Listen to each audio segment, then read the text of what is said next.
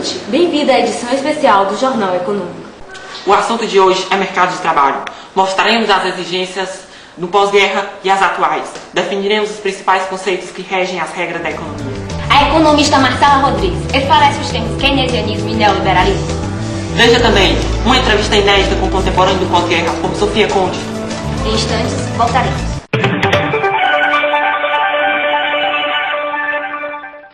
CRIS, a melhor equipe de professores do Ceará.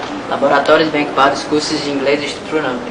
O CRIS tem tudo isso e muito mais. Por exemplo, durante a SEC, Semana Esportiva Cultural, os alunos participam de várias atividades, como feira de ciências e estudos sociais, concurso de dança, teatro, cinema e xadrez, que estimulam a criatividade e colaboram na maior interação dos alunos. Nas aulas de FEC, Filosofia e Ética Cristã, os professores trabalham os sentimentos dos alunos, como o relacionamento com as pessoas, agir sob pressão e possuir autoestima.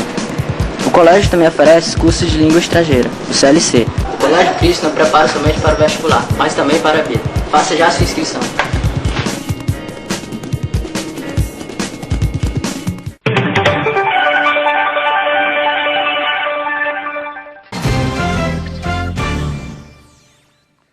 À medida que o acesso à informação fica mais fácil, o mercado torna-se mais seletivo. As empresas buscam quem tem um diferencial, quem sabe mais. Encontramos no mercado capitalista a teoria de seleção natural de Darwin. Aqueles que adequam-se às exigências e possuem as qualidades necessárias ao cargo ganham o emprego. Os alienados, os defasados, ou seja, os desqualificados, estão defadados ao desemprego. Estes, muitas vezes, são frutos da falta de assistência por parte do governo, como a péssima qualidade das escolas públicas fundamentais. Isso impede que a maioria da população, a população carente, ingresse nas universidades. E ter ensino superior é exatamente uma das exigências básicas do mercado. Além dessa, o mercado também exige criatividade, agir sob pressão, saber falar em público, poder de persuasão e dominar mais de uma língua. Agora com vocês, a economista formada em Harvard, Marcela Rodrigues. Para podermos iniciar nosso estudo sobre keynesianismo e neoliberalismo, devemos primeiramente entender o contexto político e econômico em que o Brasil se encontrava. De 1945 a 1964, o período pós-guerra foi singular na nossa história. Os governos populistas, nos quais o chefe de Estado irá governar de acordo com as vontades das massas populares, tomando medidas que agradam ao povo. O primeiro presidente e o que iniciou esse processo no Brasil foi Getúlio Vargas, ainda no Estado Novo.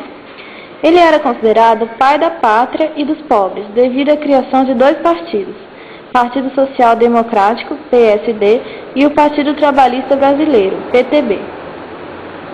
Mas após algum tempo, a UDN, União Democrática Nacional, entrou numa luta clandestina contra a ditadura de Getúlio, e depois de muitas manifestações de ruas, Getúlio foi deposto. Dutra foi o segundo presidente populista, mas seu governo teve muitos fracassos econômicos e sociais. Logo após o final do mandato de Dutra, Vargas entra novamente no cenário político, lançando sua candidatura à presidência do Brasil. É eleito com o apoio total do proletariado urbano, das classes médias ligadas à burocracia estatal e das empresas privadas. Teve um governo difícil e muito pressionado. Vendo que o golpe de Estado seria iminente, Getúlio suicida-se no dia 24 de agosto de 1954. Após o ocorrido, Juscelino Kubitschek começou um governo totalmente desenvolvimentista. Fez o plano de metas que dizia desenvolver o país 50 anos em 5 e ainda criou a nova capital Brasília no Planalto Central. O fim de seu governo foi marcado com um complexo jogo político partidário. Jânio Quadros inicia uma campanha política mostrando que queria acabar com a corrupção no Brasil e no seu governo. O populismo adquiriu feições bem pessoais com estilo autoritário e moralista.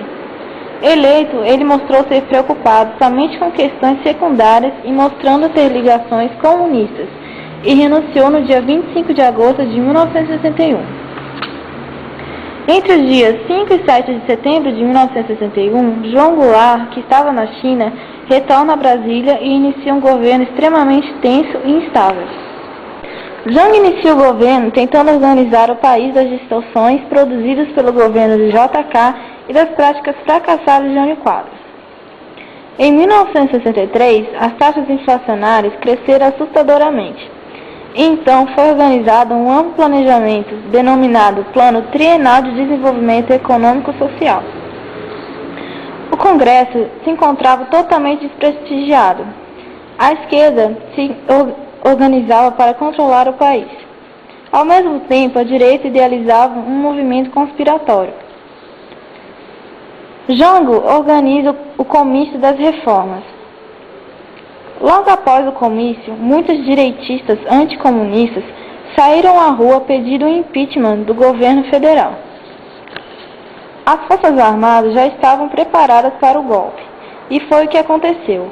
Na última semana de março, militares marcharam pelas ruas do país e João Goulart teve que se exilar no Uruguai. Inicia-se então a ditadura militar no Brasil. O neoliberalismo se encaixa em um conceito de um novo populismo, que começou na década de 90 e vai até os dias de hoje. Relembremos alguns traços do novo populismo brasileiro. Collor discursava contra os marajás e prometia acabar com a inflação. Fernando Henrique Cardoso, além do Plano Real, tinha um programa Comunidade Solidária e apresentava os funcionários públicos e aposentados como vagabundos. O novo populismo atiça os pobres contra os remediados para o júbilo dos milionários que são preservados ilesos. Estamos, portanto, diante de um quadro muito distinto daquele do populismo desenvolvimentista. No governo não se verifica nenhuma autonomia especial da burocracia de Estado. Essa burocracia age, agora, como representante político de grande capital financeiro. Os adversários do populismo atual são os trabalhadores organizados, seus direitos e a indústria nacional. É quase uma inversão exata do populismo varguista. A semelhança fundamental encontra-se na base social, na ideologia e no instrumento que viabilizam uma e outra política.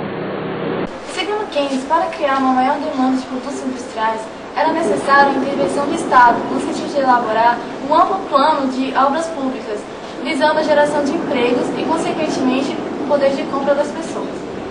Assim, podemos enquadrar o keynesianismo na perspectiva de um neocapitalismo, baseado no planejamento econômico a partir de um comando estatal. Os neoliberais negam o modelo keynesiano. Acreditam que, por o Estado ter crescido muito, eles devem diminuir sua participação na economia. O neoliberalismo prevê a diminuição dos impostos, a liberação das importações e a abertura ao capital estrangeiro. Se por um lado o neoliberalismo aumentou o poder da economia, por outro também podemos dizer que ele apresentou muitos problemas sociais, como a fome, o desemprego e a pobreza. Aliás a esses fatores, temos também um aumento do mercado informal e a criminalidade.